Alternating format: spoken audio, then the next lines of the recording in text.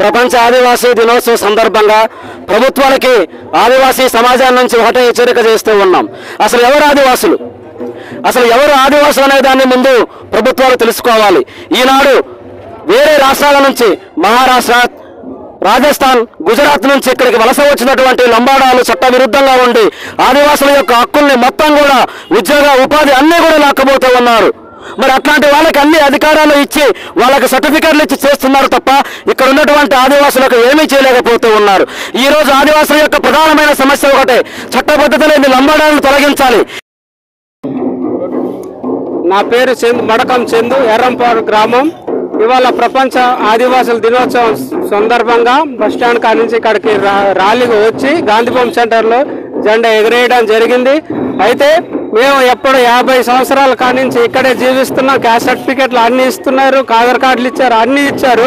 కాకపోతే 2021 నుంచి అధికారులు వీరు కోయలు కాదు, ఎస్టీలు కాదు, వీళ్ళు ఛత్తీస్గఢ్ మైగ్రేట్ అయ్యారు అనేసి చెప్పి ఆపివేయడం జరిగింది.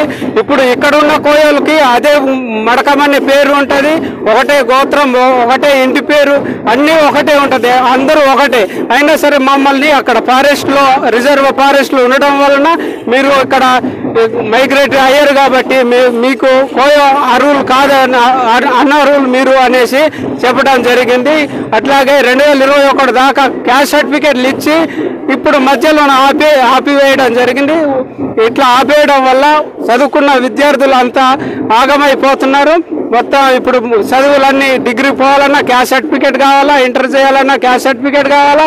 ఇవన్నీ మాకు అధికారులు మధ్యంతరంగా ఆపేసిన క్యాస్ట్ సర్టిఫికేట్లు వెంటనే ఇవ్వాలని మేము అధికారులకు, ప్రభుత్వానికి డిమాండ్ చేస్తున్నాం.